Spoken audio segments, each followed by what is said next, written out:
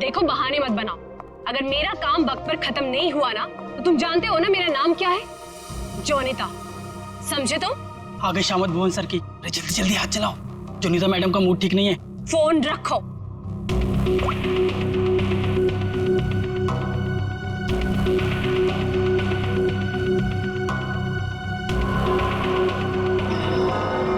भुवन!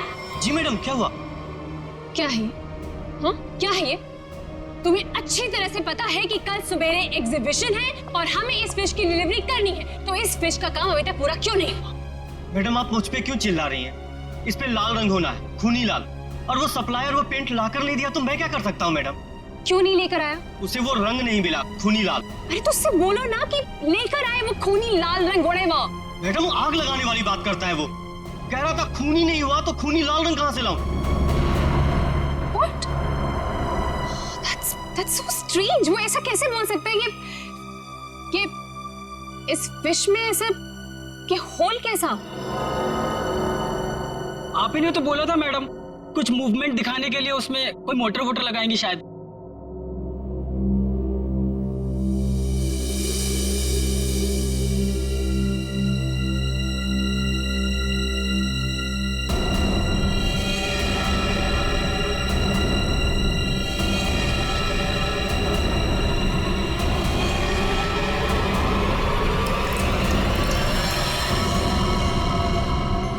खून? जी मैडम, ये तो खून ही है। पर ये तो फिश मॉडल है, ये तो नकली है। इसमें से खून कैसे निकल?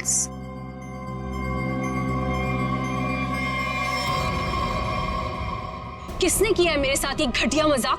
हाँ, कौन है तुम में से वो जो मुझे डराना चाहता है? जोनिता! जोनिता! रोहित, रोहित क्या हुआ? तुम इतने घबराए हुए क्यों लग रहे हो? ये देखो। ये क्या है? ये देखो, अगर रिश्ता छुआ ना, हम लोग तो गए।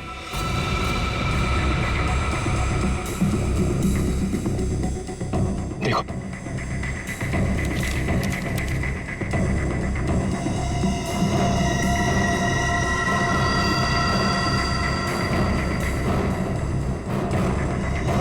अब क्या होगा जोनिता? ये कैसे हो गया? ये नहीं हो सकता। ओला ऐसे कहाँ है वो? बाहर खड़े। जल्दी चलो।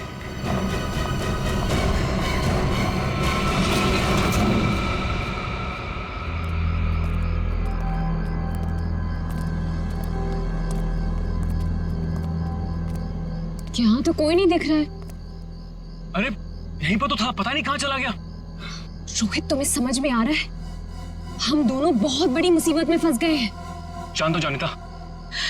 रोहित, तुम्हें अच्छी तरह से याद है उसने यही तुम्हें इंतजार करने के लिए कहा था? हाँ, वो सिर्फ हमारे लिए तो यहाँ पर आया है। वो तो आया है, लेकिन वो कहीं दिखाई भी तो नहीं दे रहा है ना। अब हम क्या करें? तुम एक काम करो, तो यहीं पर रुको, मैं जाके देखता हूँ। ठीक है, do it first.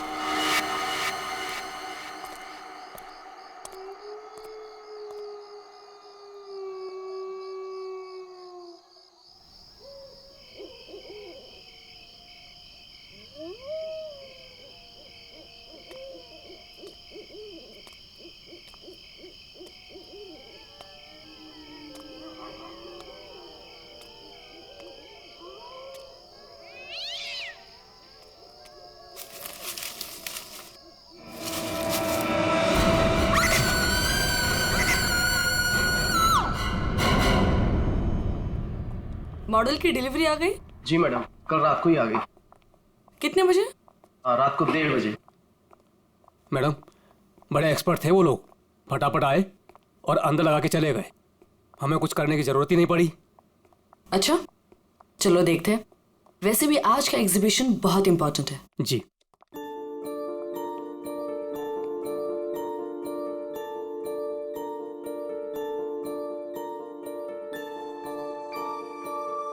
Music music कहाँ से आ रही? जी मैडम, अंदर से आ रही है। सेंटर तो अभी तक खुला नहीं मैम। फिर अंदर से आवाज कैसे आ सकती है?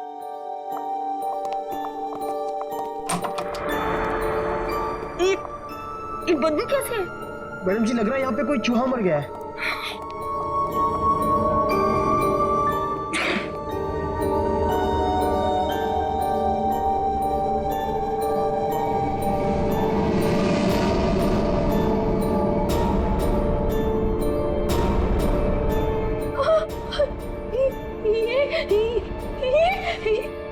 मैडम जी ये तो हड्डियां हैं।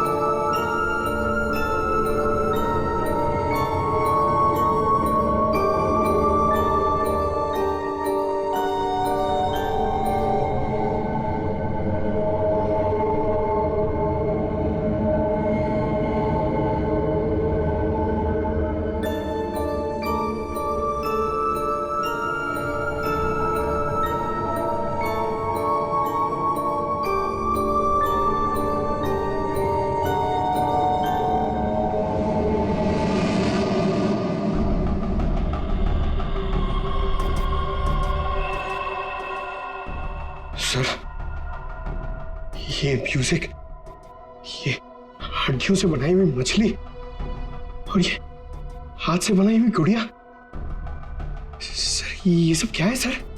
लगता है ये मछली किसी इंसान की हड्डियों से बनाई गई है। ये देखो, ये हाथों की और ये पैरों की हड्डियां और ये पिंजर। अरे बदबू, इन हड्डियों में जो मांस है, इस मांस का सड़न की वजह से आ रही है। मतलब सर किसी को मार के टांग दिया यहाँ पे। हाँ, अरे मांस अभी भी लगा हुआ हड्डियों पर और मछली की तरह बना दिया। ना काम सर, कोई ये कैसे कर सकता है सर?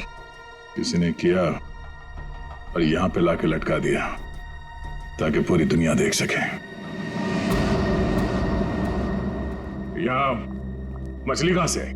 सर यहाँ पर बच्चों के लिए बहुत बड़ा एग्जीबिशन होने वाला था और मछली का एक मॉडल आने वाला था, लेकिन पता नहीं ये कैसे आ गया। मछली का मॉडल कहां से आने वाला था? सर वो बहुत ही मशहूर आर्टिस्ट है, जोनिता मैम। जोनिता मैडम, क्या वही इसे छोड़कर गई थी यहाँ? जोनिता मैडम तो नहीं आई थी, पर रातपाली वाला वॉचमैन बोला कि यहाँ पर 2 लोग आए थे डब्बे लेकर, वही लगाकर चले गए। इस जोनिता से मिलना पड़ेगा।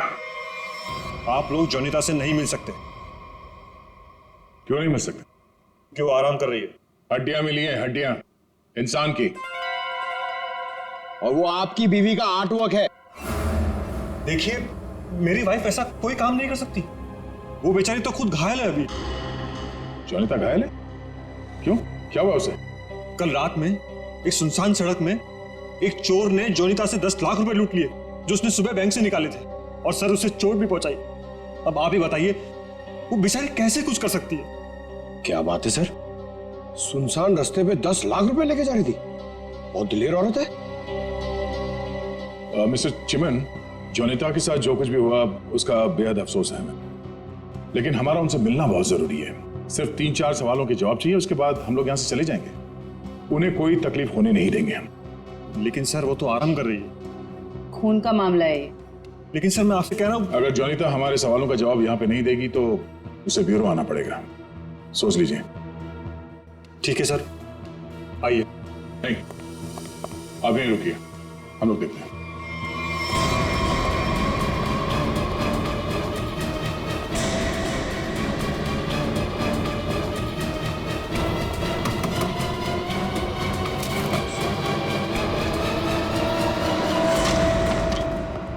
आप लोग कौन है और ऐसे कैसे अंदर?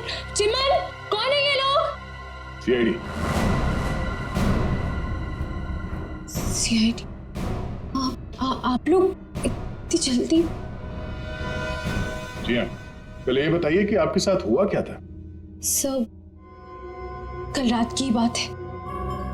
मैं अपना काम खत्म करके वर्कशॉप से घर आ रही थी, तभी कुछ बदमाशों ने मुझे घेर लिया और मेरा ब्रीफकेस मुझसे छीन लिया। उसमें 12 लाख रुपए थे। ये जो मार्क्स आप लोग देख रहे हैं, ये सब उन लोगों की वजह से है। आप लोग इसीलिए आए हैं ना? 12 लाख की 10 लाख? अरे आइए आइए जीवन जी आइए। आपने कहा कि 10 लाख रुपए लूटे गए, अब ये कह रही हैं कि 12 लाख रुपए लूटे गए। हाँ?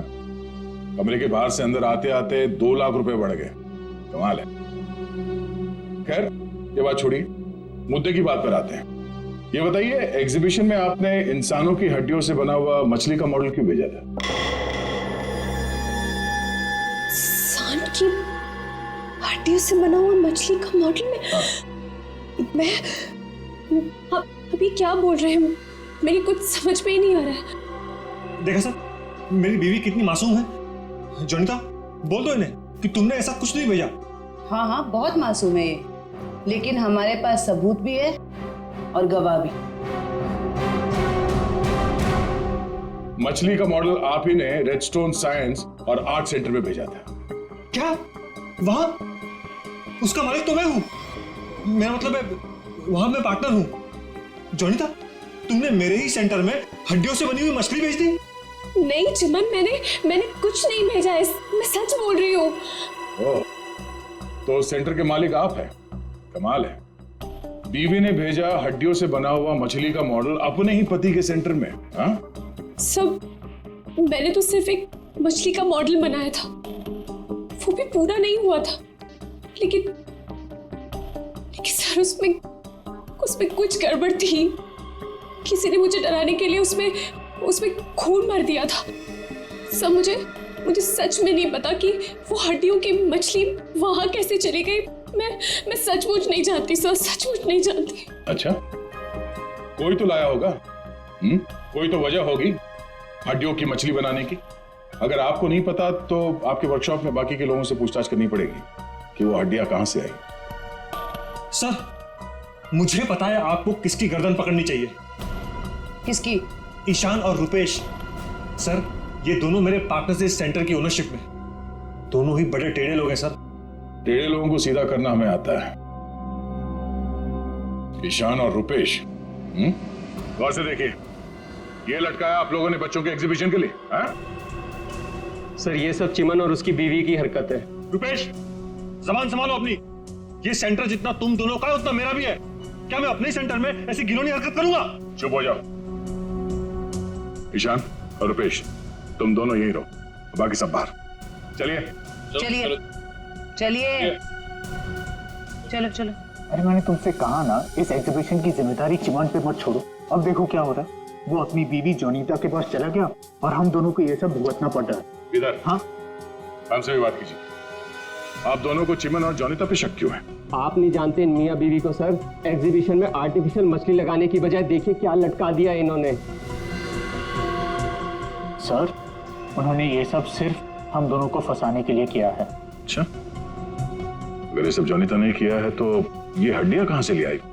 सर, आपने तो कहा था ये इंसान की हड्डियां हैं। उसने किसी का मर्डर किया होगा। शक्ल से लगता है कि वो कुछ भी कर सकती है। सर, आपके सेंटर से कोई गायब है? नहीं सर। तो फिर ये हड्डियां है किसकी?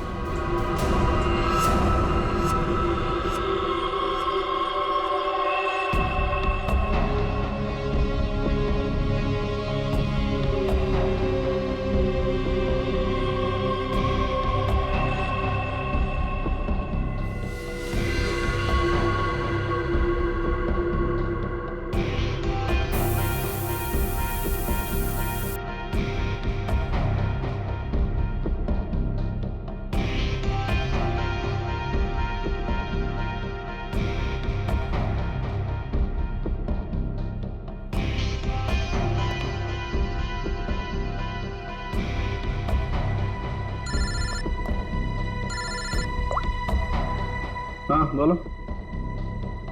अच्छा, ओके, थैंक यू। सर ये देखिए। हाँ सर, इस मछली में से इंसान निकला कि नहीं? हाँ भाई साहब, इस मछली में से मरने वाला भी निकला है और मारने वाला भी निकला है।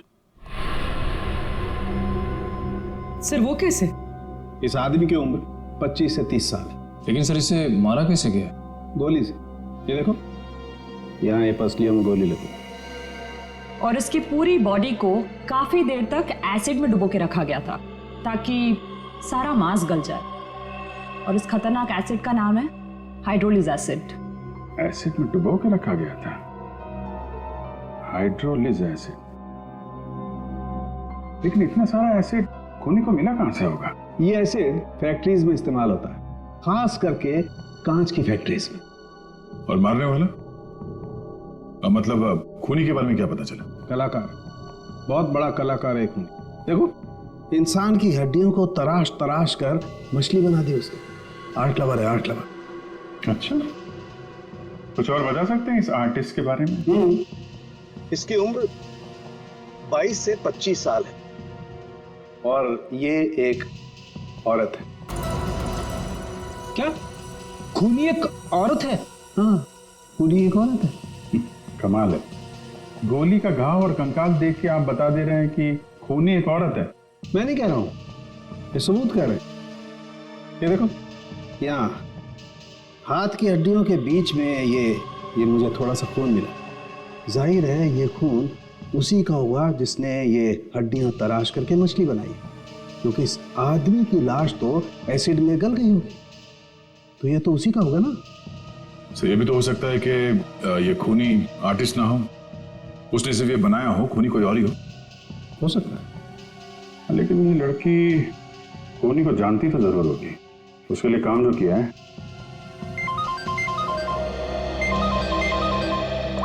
चलो, ओके ओके, ठीक है, वो साइंस सेंटर की फुटेज आ गई है, चल के देखते हैं।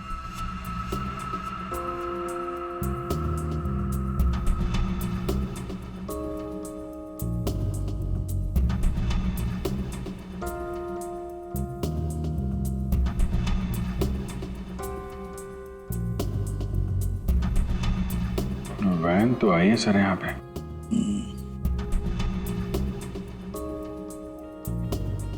सर काफी अंधेरा है, कुछ ठीक से दिखाई नहीं दे रहा।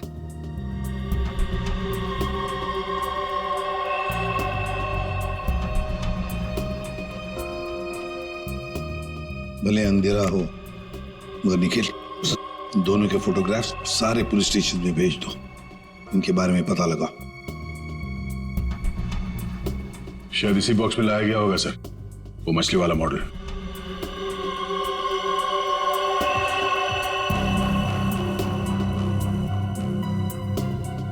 ये वैन में कुछ लिखा हुआ है, तो सुन कर उसमें।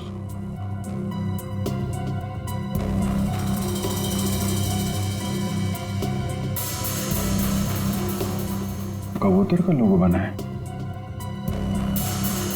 और बीपी से तो कुछ भी हो सकता है सर। एक काम करते हैं पूर्वी, गवर्नमेंट रजिस्ट्रेशन एजेंसी से पता लगा, देखो क्या ऐसी कोई कंपनी है, कोई एस्टैब्लिशमेंट है, कोई दुकान हो जिसके लोगो में कबूतर बना हुआ हो, उनके साथ ये मैच करके देखते हैं ये कबूतर, शायद खूनी के बारे में कुछ पता चल जाएगा।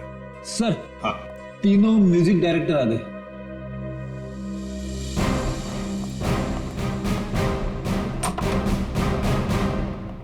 देखिए, हम आप लोगों को म्यूजिक का पीस सुनाएंगे, उसे सुनकर आपको बताना है कि आप लोग क्या जानते हैं इसके बारे में। ठीक है सर।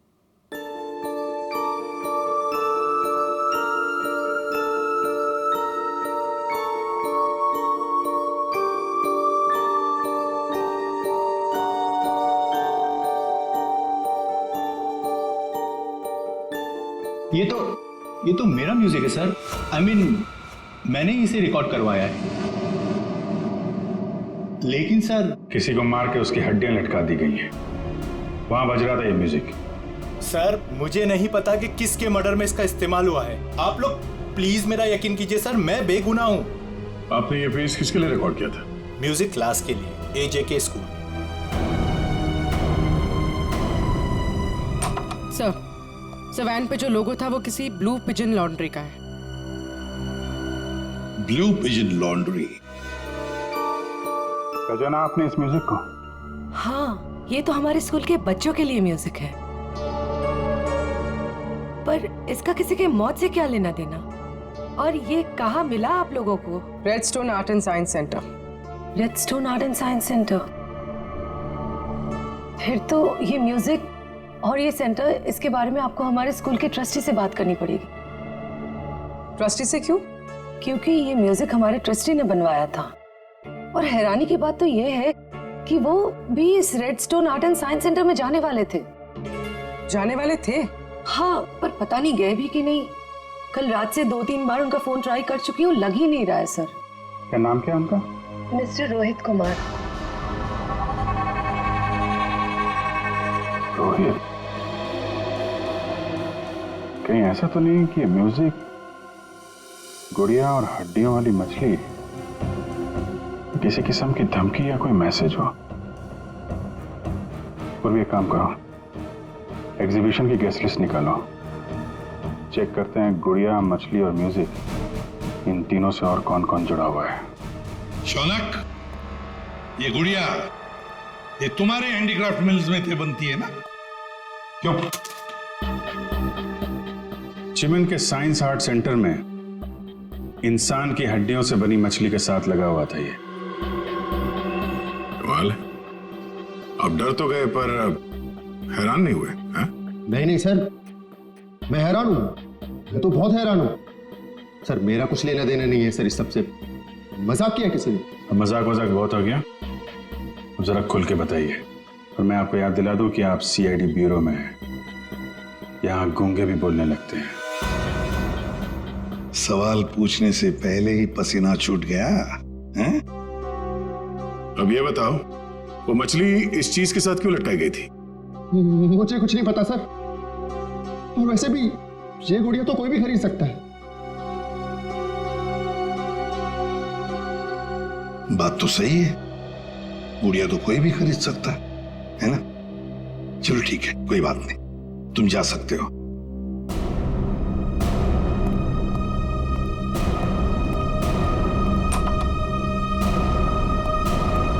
फ्रेडी, नजर रखो इस शौनक पर। बहुत बड़ा गड़बड़ है ये शौनक। सर, हाँ सर ये देखिए, रोहित के फोन की आखिरी लोकेशन कल रात को जोनीता के वर्कशॉप पे दिखा रही है और इसके बाद से उसका फोन बंद आ रहा है। उसके बाद रोहित का फोन बंद आ रहा है। ये जोनीता तो हमसे झूठ पे झूठ बोले जा रही है। जोनीता?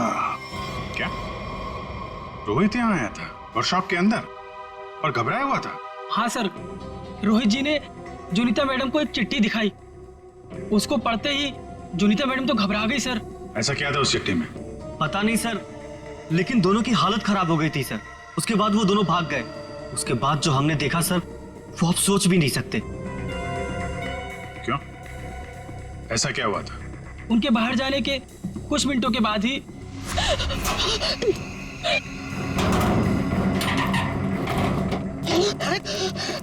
मैडम, ये क्या हुआ आपको? कुछ नहीं, चुप रहो, बिल्कुल शांत रहो। ये बात यहाँ से कहीं बाहर नहीं जानी चाहिए। खोलो दरवाजा, खोलो जोनीता, दरवाजा खोलो जोनीता, दरवाजा खोलो। मैं मरना नहीं चाहता, वो मुझे मार देगा। तुम ऐसा नहीं कर सकती जोनीता। अरे ये तो रोहित साहब की आवाज है। मैडम दरवाजा तो खोलिए आप। नहीं, कोई दरवाजा नहीं खुलेगा। कोई दरवाजा नहीं खुलेगा। जोनीता दरवाजा खोलो। दरवाजा नहीं खुलेगा। वो मछली, उसे चला दो। अब नहीं आने से मत चला दो उसे।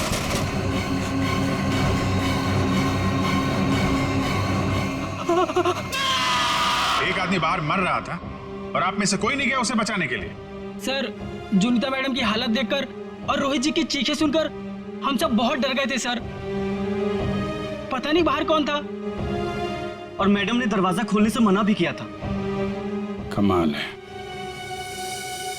सर, ये जोनीता ही कुछ गड़बड़ लग रही है। हाँ सर, सारी बातें उसी की तरफ इशारा कर रही हैं। पता करना पड़ेगा उस चिट्ठी में ऐसा था क्या जिसकी वजह से इतना हंगामा हुआ है।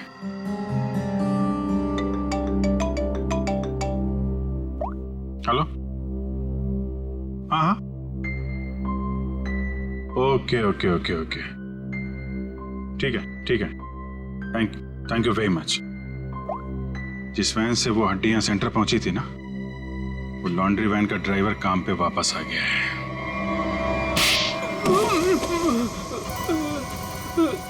उठ। साहब, कीलू, यही नाम है ना तुम्हारा? हाँ हैं? साहब। अच्छा है कि तुम छुट्टी मनाकर वापस आए। कब से इंतजार कर रहे थे हम तुम्हारा? हैं? मारो मत साहब, आपने तो मुझे दिन में चांद तारे दिखा दिए साहब। साहब मैं सच बोल रहा हूँ, मुझे हड्डी के बारे में कुछ भी नहीं पता साहब। नहीं झूठ बोल रहा है सर ये।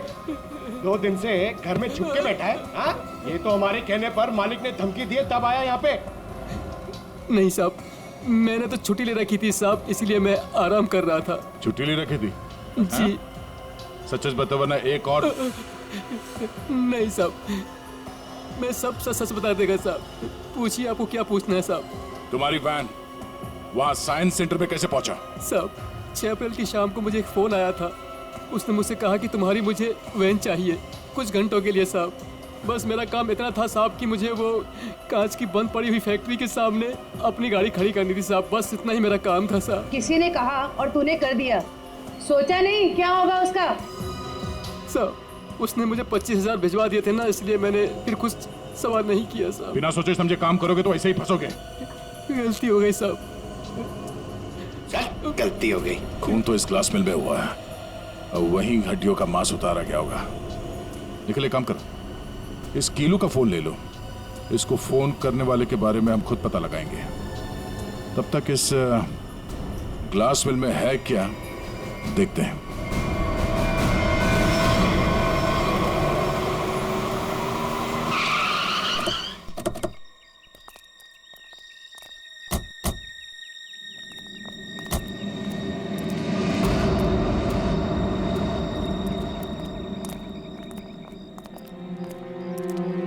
क्या उजाड़ जगह है सर ये? क्या सच में कीलू ने अपनी वैन यहाँ पर छोड़ी थी? कीलू के पास झूठ बोलने का ऑप्शन है नहीं, वो हमारी गिरफ्त में है और झूठ बोलने का अंजाम वो अच्छी तरह से जानता है।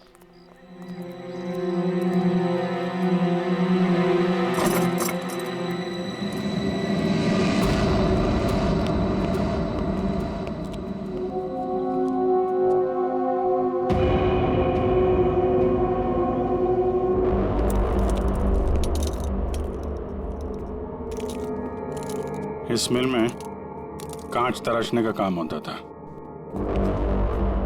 और इसकी पूरी बॉडी को काफी देर तक एसिड में डुबो के रखा गया था ताकि सारा मांस गल जाए। और इस खतरनाक एसिड का नाम है हाइड्रोलिक एसिड। गुनाह करने के लिए इससे अच्छी जगह हो ही नहीं सकती। किसी का खून करके उसकी हड्डियों को एसिड में गलाया गया है और ऐसा काम यहां हो सकता है। ठीक है, चेक कर लेते हैं कुछ मिलता है क्या।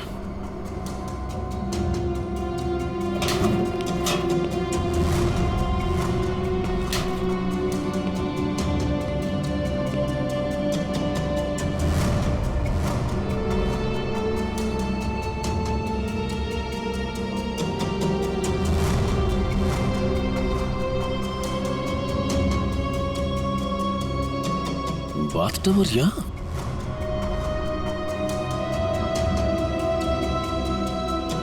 साहब,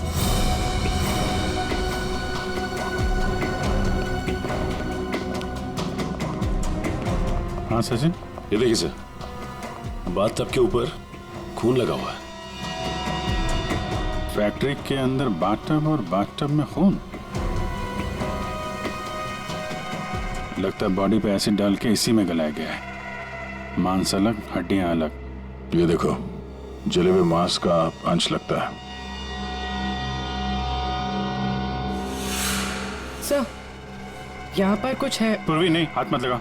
एसिड होगा, उंगलियां जल जाएंगे। किसी और चीज से निकालना पड़ेगा। एक मिनट सर, ये कुछ है, इससे निकलेगा।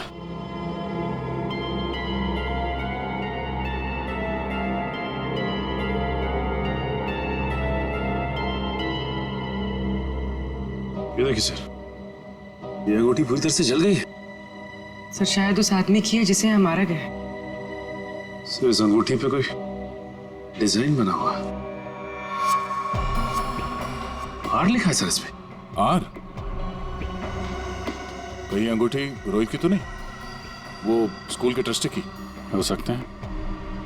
रोहित की बचपन की फ्रेंड जोनीता, वही बताएगी किसकी अंगूठी है। आपका कहने का मतलब क्या है कि मैं खूनी हूँ? अब ऐसे ही समझ लीजिए। जोनीता जी, अगर खूनी आप नहीं है तो कौन है, आप ही बताइए। देखिए वो सब मैं नहीं जानती, लेकिन मैं सिर्फ इतना जानती हूँ कि मैंने कोई गुनाह नहीं किया है। अगर ऐसा है तो आपने अपने वर्कशॉप में वो मछली का मॉडल जलवाया क्यों?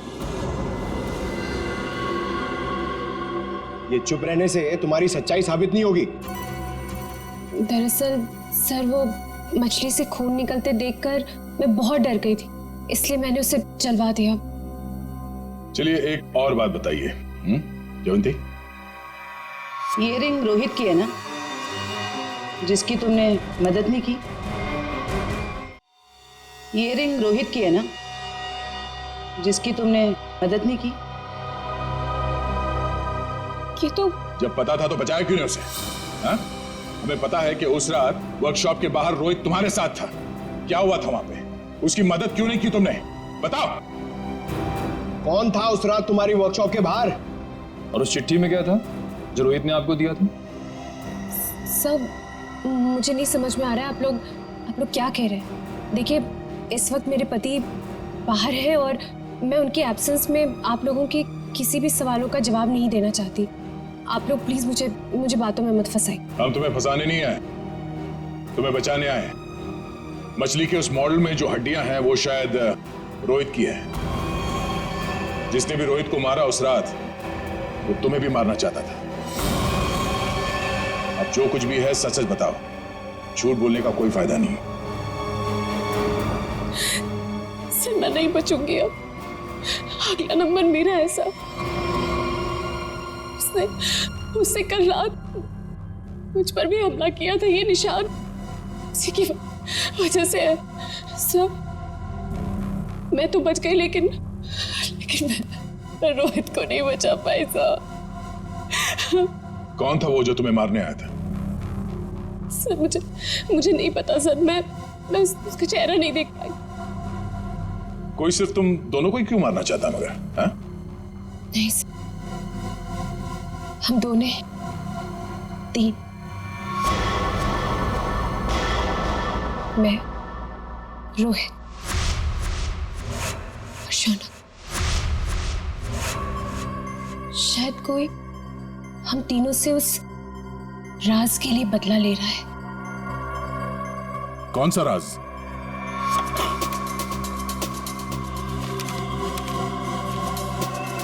ये मछली तुझे बचा नहीं पाएगी।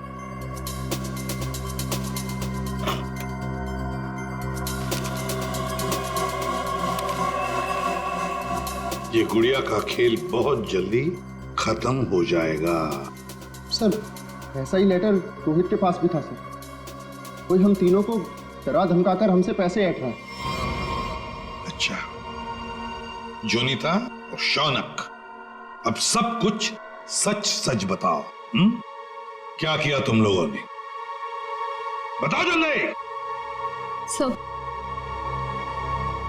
सब 2006 में मैंने, शौनक ने और रोहित ने मिलकर एक छोटी सी कंपनी बनाई जिसमें हम बिजनेस पार्टनर्स थे। हमें उस कंपनी के लिए पैसों की जरूरत थी और हमें इन्वेस्टर मिल भी गई, समारा। उसने हमारी कंपनी में 1 करोड़ रुपए की इन्वेस्टमेंट की।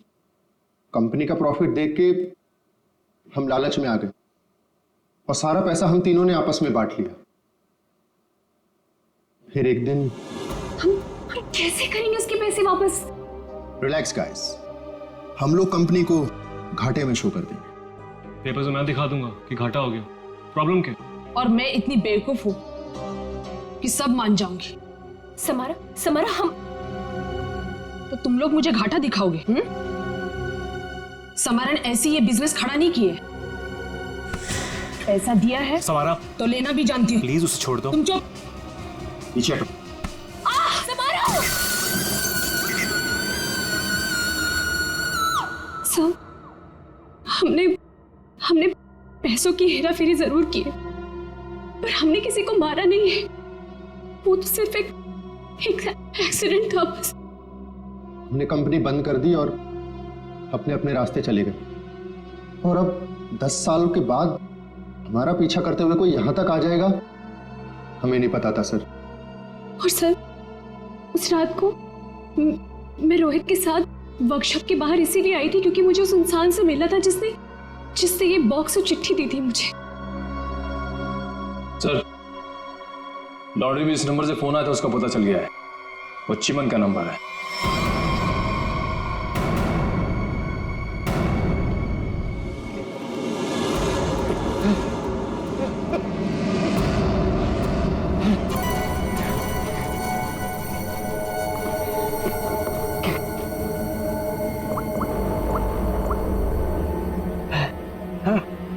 अरे कहाँ हो तुम? फंस जाऊंगा मैं, जल्दी आओ। अच्छा, कहाँ हो?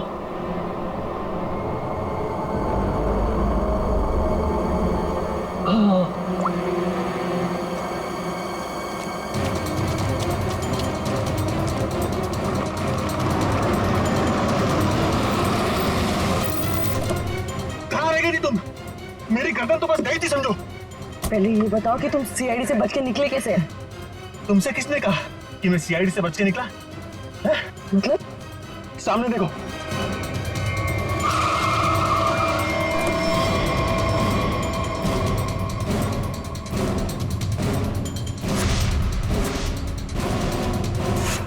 सीआईडी यहाँ पर कैसे?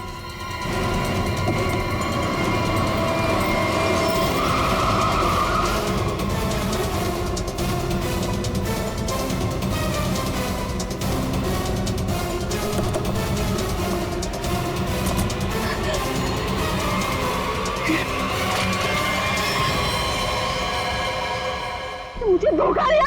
हाँ? मैं अकेला क्यों डूबूं? तुम्हें साथ लेकर डूबूंगा। डूबेगा नहीं तू, मरेगा। गोली मत चलाना। पास मत आना, मार दूंगी मैं इसे। नहीं, गोली मत चला।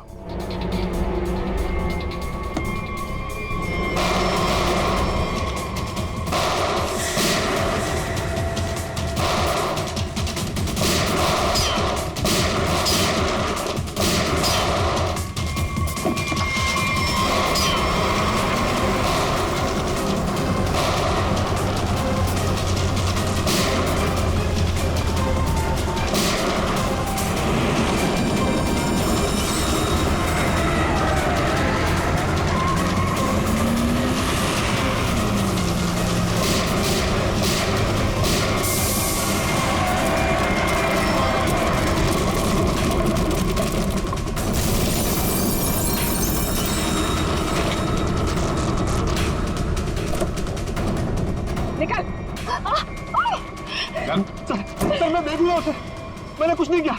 मैं तो मालविका के प्यार में बहक गया था सर। बड़े बड़े बहके लोगों को हमारी जेल ठीक कर देती है, तो बाकी का जेल में बहक लेना।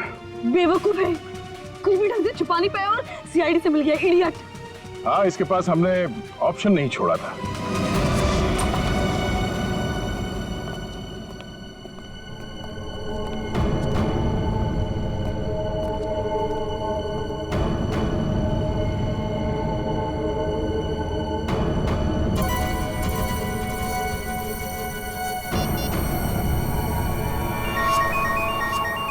यही जगह है, यही छुप के बैठा वो। नहीं, थोड़ी देर हो गई, पहले स्विच ऑफ कर लेना चाहिए था। मैंने क्या किया? देखिए, आप मेरी बात सुनिए, तब से तुम्हारी सुन रहे, आप गलत आदमी को पकड़ रहे हो। फिर तुम ही बता दो किसको पकड़े? वही जो असली मुजरिम है। तो तुम रोको उसे। तुम तो समारा से रिलेटेड हो ना? जिसे जोनीता और उसके दोस्तों ने धोखा दिया था? हाँ, लेकिन मैंने ये सब समारा के लिए नहीं किया। वो तो कई साल पहले ही मर चुकी थी और मुझे उसकी कोई पड़ी भी नहीं थी। आप लोगों को लगता होगा कि ये सब बदला है, लेकिन ये सब बदला नहीं है। फिर तुमने ऐसा घिनौना जुर्म किया क्यों? मैं समारा की नौकर की बेटी, उन्होंने मुझे अपनी बच्ची की तरह पाला था। समारा के मरने के बाद सारी प्रॉपर्टी मेरे नाम हो गई थी क्योंकि उनका कोई वारिस ही नहीं था। लेकिन मैंने अपनी बेवकूफी की वजह से सारी प्रॉपर्टी गंवा दी और जिंदा रहने के लिए एक मामूली सी नौकरी करनी पड़ी। हाँ? करोड़ों के कर्जे में डूब गई मैं। तो जोनीता, रोहित, शौनक और उनके पुराने कंपनी के कागजात, वो धमकियां, रोहित के दर्दनाक मौत, इस रास्ते कैसे चल पड़ी तुम? मैं समारा के पुराने ऑफिस गई थी। वहां पर मैंने कुछ कंपनी के पुराने पेपर्स देखे। तब मुझे पता चला कि उन तीनों ने समारा को धोखा दिया था। मैं चाहती तो मैं पुलिस में जा सकती थी, लेकिन पैसे में मेरी जान अटकी थी। तो तुमने तीनों को ब्लैकमेल करने की सोची? सोचा अमीर लोग हैं, मोटी रकम मिल जाएगी। हाँ, सबसे पहले रोहित ने हमें पैसे दिए और जब जोनीता और शौनक की बारी आई तब वो उन्हें बचाना चाहता था। अच्छा, तो रोहित तुम्हारे प्लान के बीच में आ गया, इसलिए मारा गया, है ना? हाँ, और उसकी वो हालत देखकर ही जोनीता और शौनक ने हमें पैसे दिए। लेकिन आप सब बीच में और मेरा सारा खेल चौपट कर दिया। इतनी प्लानिंग अपने पैसों को संभालने में लगाया होता तो इस हालत में नहीं होती। जुर्म के रास्ते चलने पे पैसे नहीं, जेल की सलाखें मिलती हैं। और जो जुर्म तुम लोगों ने किया है उसकी एक ही सजा है, फांसी।